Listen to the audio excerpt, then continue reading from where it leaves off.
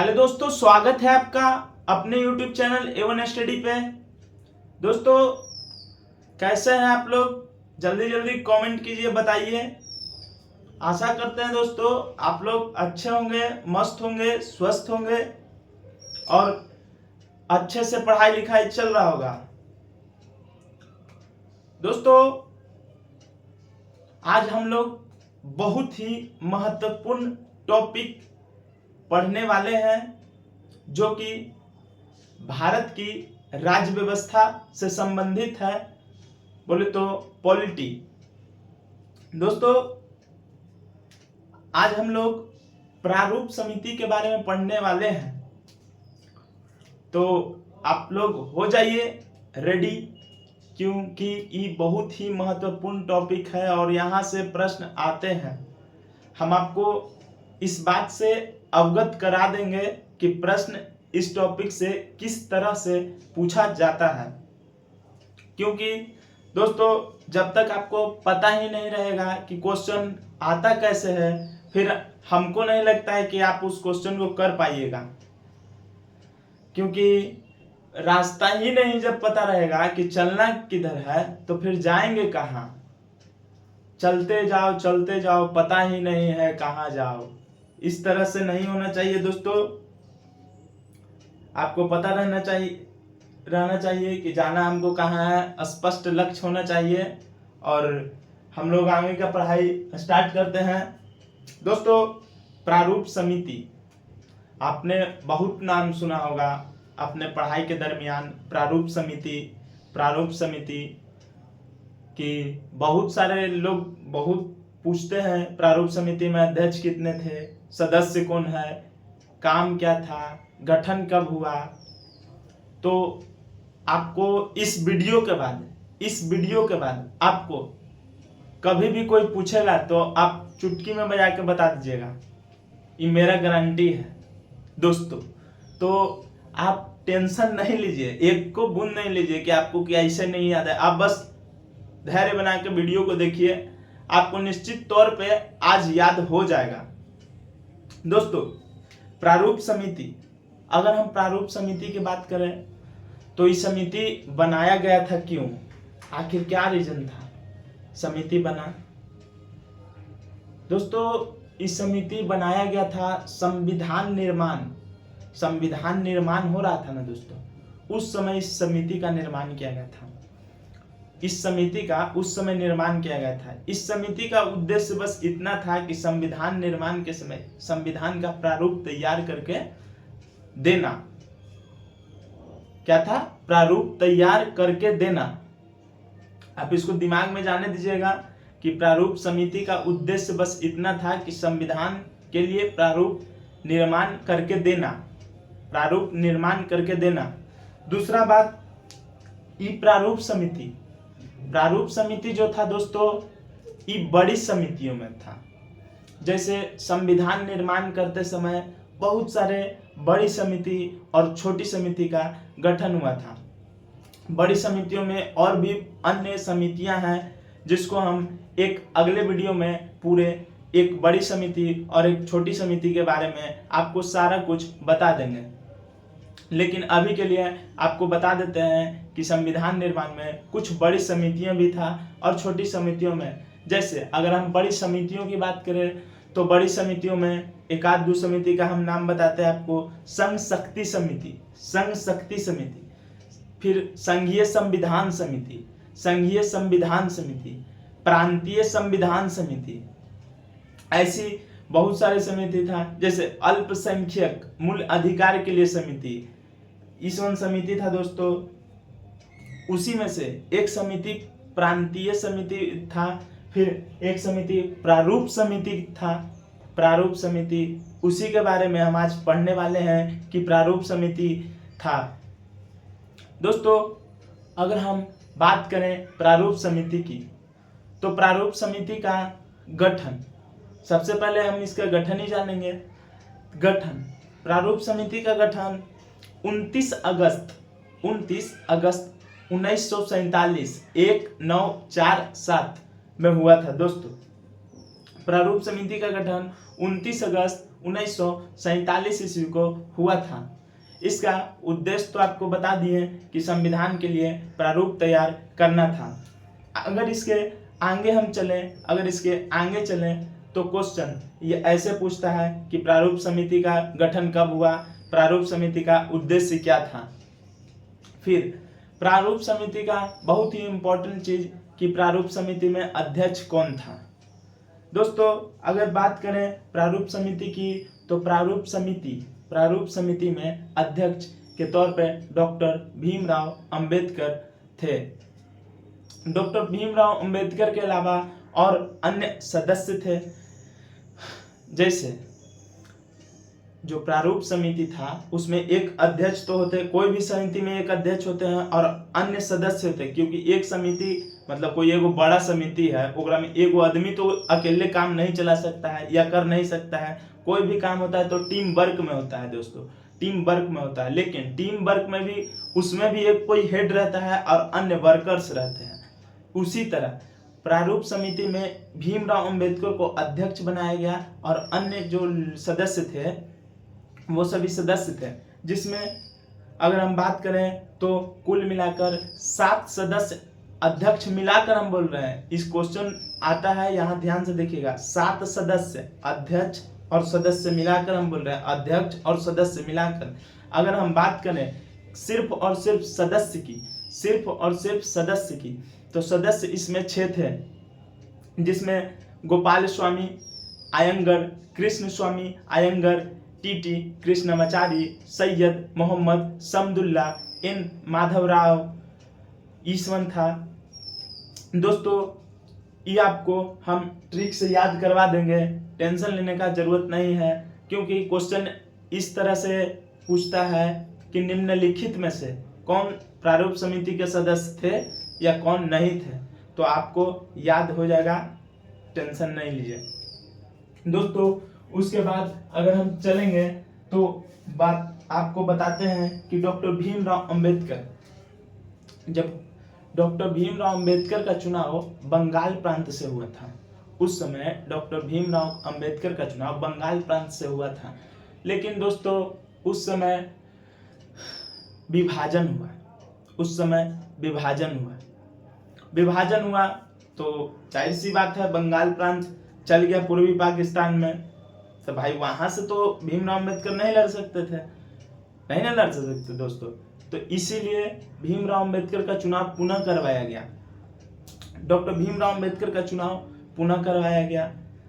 तब पुनः कहाँ से करवाया गया, तो यह मुंबई अर्थात बम्बई से करवाया गया। लेकिन कहाँ पे, पूना बम्बई प्रांत के पूना संसदीय क्षेत्र होता है, वहां से करवाया गया था।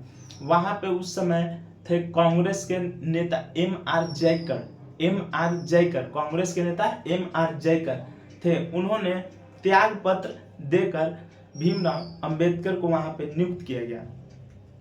उसके बाद अगर हम बात करें कि इन्होंने अपनी समिति में रिपोर्ट कब दिया, तो समिति जब बना तो रिपोर्ट पहला बार रिपोर्ट 21 फरवरी 1948 को दिए। प्रारूप समिति जब बन गया, मान ले जाए कोई सदस्य था, उन लोग मिलके बना दिए प्रारूप समिति में, संविधान के लिए प्रारूप तैयार कर दिए, तो उसको पेश तो करेंगे ना।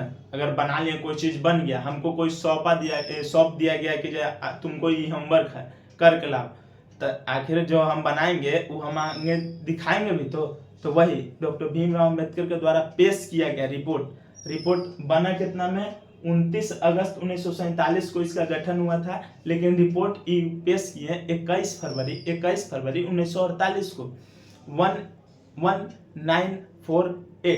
1948 को। उसके बाद जैसे कोई भी रिपोर्ट दिए तो उसके बाद 8 महीना तक उस प्रारूप पे विचार विमर्श आलोचना, मतलब अच्छाई बुराई सब कुछ करने के लिए बोल दें कि ले भाई हम बना के दे दिए हैं, आप अपना इसको जो मतलब देखना है देखिए, अब बताइए कि अच्छा है खराब है क्या क्या है। 8 महीना तक चलते रहा। उसके बाद फिर अक्टूबर माह में ये अपना दूसरा रिपोर्ट दिए। 8 महीना के बाद जब आलोचना हो गया, अच्छाई बुराई सब पता चल लिया, तो फिर ये अपना दूसरा रिपोर्ट बनाए और फिर पेश कर दिए अक्टूबर 1948 में। अक्टूबर 1948 में यहाँ पे लिखा हुआ है 26 अक्टूबर 1948, 26 अक्टूबर 1948 को। दोस्तों यही है प्रारूप समिति के बारे में, इतना है प्रारूप समिति के बारे में। इससे आगे आपको कुछ नहीं पूछेगा, पूछेगा बस यहीं से, पूछेगा बस यहीं से। आपको यहाँ से याद कर लेना है और निश्चित तौर पे अगर आपको एग्जाम में नंबर लाना है तो आपको इसको याद करना ही पड़ेगा दोस्तों। बिना याद कर ले कोई उपाय नहीं है, क्योंकि यहाँ से प्रश्न आता है। हम ऐसा क्यों कहते हैं, हम ऐसा आखिर क्यों कहते हैं कि क्वेश्चन आया है या नहीं आया है? भाई हम तो एग्जामिनर है नहीं, लेकिन हम प्रीवियस ईयर क्वेश्चन देखते हैं, घटना चक्र हम पलट के देखते हैं। उसमें अक्सर एग्जामों में, बहुत सारे एग्जामों में ऐसा क्वेश्चन आता है, कौन प्रारूप समिति का सदस्य नहीं था या था? प्रारूप समिति के अध्यक्ष कौन थे? प्रारूप समिति में कितने सदस्य थे? प्रारूप समिति में कितने सदस्य थे अध्यक्ष के साथ? क्वेश्चन ऐसे पूछता है, तो आपको ऐसे याद करना है। आइए हम इसको याद कर लेते हैं, क्योंकि हमारा मकसद है क्लास में ही सारा कुछ याद करवाना। दोस्तों आप सबसे पहले इसको स्क्रीनशॉट मारिए, उसके बाद हम आपको ट्रिक दिखाते हैं। ट्रिक के हेल्प से आप इसको तुरंत याद कर पाइएगा। आशा करते हैं आप लोग स्क्रीनशॉट मार लिए होंगे। दोस्तों सबसे पहले हम लोग क्या पढ़ें? सबसे पहले हम लोग प्रारूप समिति के बारे में जाने। प्रारूप समिति क्या है क्या नहीं, इसका गठन कब हुआ? इसका गठन हुआ था 29 अगस्त 1947 को, 29 अगस्त 1947 को। उसके बाद हम इसका उद्देश्य जाने कि प्रारूप समिति का उद्देश्य क्या था। प्रारूप समिति का दोस्तों उद्देश्य था संविधान के लिए प्रारूप तैयार करना, संविधान के लिए प्रारूप तैयार करना। फिर उसके बाद यह संविधान की बड़ी समिति में से एक था। हमने आपको बताया कि संविधान में बहुत सारे बड़ी समितियां, छोटी समितियां था, जिसमें ये बड़ी समितियों में आते थे। उसके बाद इसके अध्यक्ष व सदस्यों की संख्या कुल मिलाकर 7 थी, देखिए। फिर उसके बाद अध्यक्ष कौन बने? डॉक्टर भीमराव अंबेडकर, डॉक्टर भीमराव अंबेडकर, और सदस्य की संख्या 6। दोस्तों हम एक बार फिर से आपको बता देते हैं, आप इसको दिमाग में डाल लीजिए कि क्वेश्चन पूछता है और पूछेगा कि प्रारूप समिति में सदस्य कितने थे। या तो फिर ऐसे पूछे कि सदस्य अध्यक्ष कैसे हैं, और या तो फिर ऐसे कि सदस्य कितने हैं। आपको अगर सदस्य बोलेगा, मान लिया आपको सदस्य बोलेगा तो आपको 6 आंसर देना है। अब अध्यक्ष अब प्लस सदस्य बोलेगा 7 आपको देना है। आप इसको याद रखिए। उसके बाद आपको इसका नाम याद रखना है। सबसे पहले हम आपको नाम से अवगत करा देते हैं, उसके बाद आप इसको पहले एक बार देख लीजिएगा, उसके बाद हम आपको ट्रिक पे ले चलेंगे। सबसे पहले सदस्यों में गोपाल स्वामी अयंगर, फिर हो गया कृष्ण स्वामी अयंगर, फिर उसके बाद सैयद मोहम्मद समदुल्ला। बोलिए दोस्तों मेरे साथ, आप जहां भी हो, जैसी भी स्थिति में हो, बोलिए। बोलकर पढ़ने से याद जल्दी होता है, आप बोल कर याद करिए मेरे साथ, उसके बाद ही होगा कुछ। सैयद मोहम्मद समदुल्ला, के एम मुंशी, फिर हो गया टीटी कृष्ण मचारी। दोस्तों अगर हम टीटी कृष्ण मचारी की बात करें तो यह डीपी खेतान की जगह टीटी कृष्ण मचारी आए थे। डीपी खेतान की जगह क्यों आए? तो डीपी खेतान की मृत्यु 1948 ईस्वी में डीपी खेतान की मृत्यु हो गई थी, इसीलिए उनकी जगह पे टीटी कृष्ण मचारी आए। वहीं फिर अगला बात करें तो एन माधव राव आए। दोस्तों एन माधव राव भी बीएल मित्रा के स्थान पर आए थे। बात करें बीएल मित्रा के स्थान पर एन माधव राव क्यों आए? तो स्वास्थ्य संबंधी कारणों के कारण बीएल मित्रा ने त्याग पत्र दिया था। मान ले जाए कोई का बुखार लग गया तब स्कूल नहीं गया, तो इनको बुखार लग गया, तो ये त्याग पत्र दे दिए। तो वहीं से फिर एन माधव राव आए। उसके बाद अगर हम देखें, डॉक्टर भीमराव अंबेडकर का निर्वाचन बंगाल प्रांत से हुआ था। डॉक्टर भीमराव अंबेडकर का निर्वाचन बंगाल प्रांत से हुआ था, परंतु विभाजन के कारण वह पूर्वी पाकिस्तान में चला गया। विभाजन के कारण वह पूर्वी पाकिस्तान में चला गया, इसलिए उनका चुनाव फिर से मुंबई प्रांत से पूना संसदीय क्षेत्र से, जहां पे कांग्रेसी नेता कौन थे, M.R. जयकर। इनाम को याद रखिएगा दोस्त, M.R. जयकर ने त्याग पत्र दिया था और इन्हीं के स्थान पर भीमराव अंबेडकर का चुनाव हुआ, मतलब नियुक्त हुए। इस समिति मतलब कौन, प्रारूप समिति ने अपना पहला रिपोर्ट 22 फरवरी 1948 को, जो कि हमने आपको बताया कि इन्होंने अपना पहला रिपोर्ट 22 फरवरी 1948 को दिया। इन्होंने 8 महीने का समय भी दिया, जो कि लिखा हुआ है, 8 महीने का समय भी दिया कि आप इस पे विचार करिए, विमर्श करिए, आलोचना सब कुछ बताइए। उसके बाद इन्होंने अपना दूसरा रिपोर्ट 26 अक्टूबर 1948 को दिया। दोस्तों अब आते हैं मेन इम्पोर्टेंट ट्रिक के बारे में, क्योंकि पढ़ने के लिए तो बहुत कुछ पढ़ लेगा आदमी, लेकिन पढ़ना सिर्फ नहीं है, उसको याद रखना और उसको जो चीज पढ़े हुए चीजों को बार बार याद करना, उसको पचाना बहुत बड़ा बात है।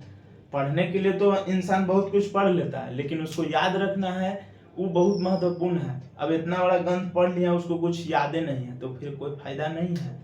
तो इसीलिए आप थोड़ा पढ़िए, लेकिन उसको पूरा याद रखिए, अच्छा से याद रखिए। तो दोस्तों आइए हम ट्रिक के बारे में याद करते हैं। ट्रिक हमारा है गोपाल कृष्ण टीटी के हम शायद याद न है माधव।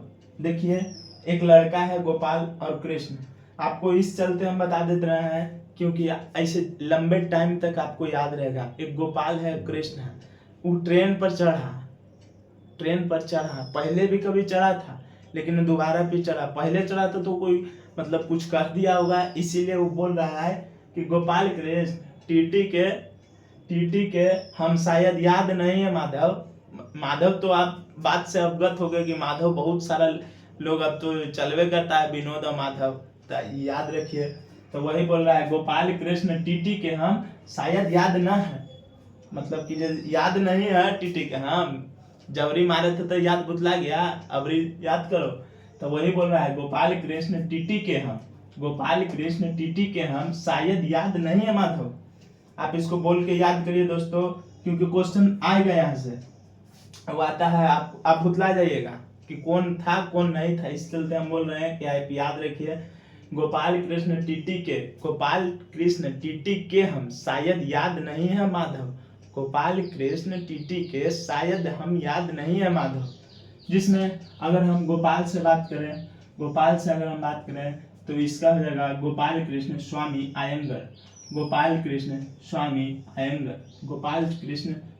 अयंगर। कृष्ण से बात करें तो कृष्ण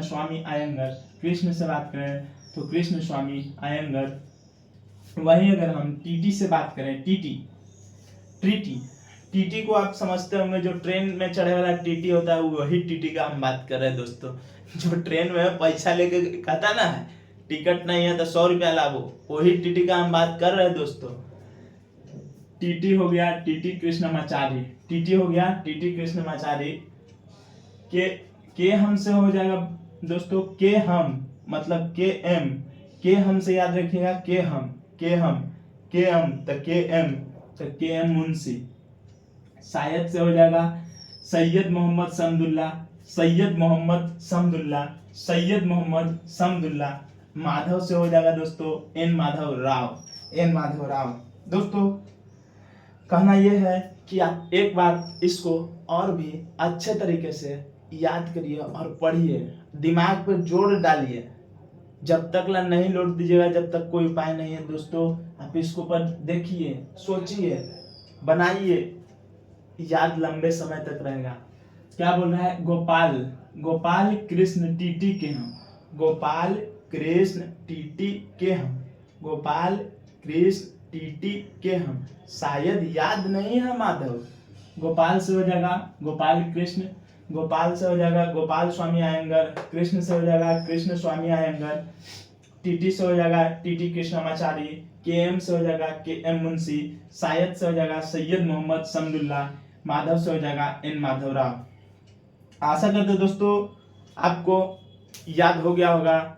और अगर अगर अगर आपको एक बार में याद नहीं हुआ है तो आप पुनः 2 बार 3 बार 4 बार वीडियो को देखिए और इसके बारे में सोचिए, आपको निश्चित तौर पे याद हो जाएगा दोस्तों।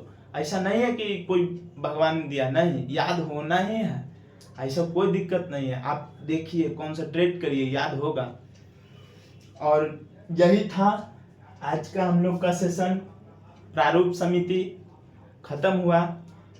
और बताइए आप लोग क्या हाल चाल है, क्या समाचार है, क्योंकि आपको भी पता है और हमको भी पता है कि आपके और मेरे बीच में बस एक ही चीज़ है, वो है कमेंट सेक्शन। तो आप उसमें दीजिए, बोलिए क्या हाल है, क्या चाल है, हम उसका रिप्लाई देंगे। और ये है जो है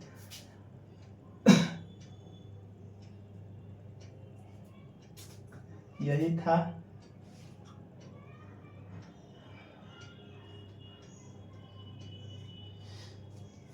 ठीक है दोस्तों, तो मिलते हैं दोस्तों नेक्स्ट वीडियो में और भी शानदार टॉपिक के साथ। और अगर आपको कोई टॉपिक अच्छा लगता है तो आप उसके बारे में बोलिए, बताइए, हम वही टॉपिक लेके आएंगे। या फिर जो टॉपिक आपको याद नहीं होता है, जो आपको बहुत कठिन लगता है, बहुत कठिन, वही टॉपिक आप बोलिए, वही टॉपिक आपके लिए आएगा दोस्तों।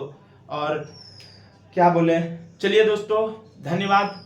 आज के लिए इतना ही, मिलते हैं अगले क्लास में। धन्यवाद।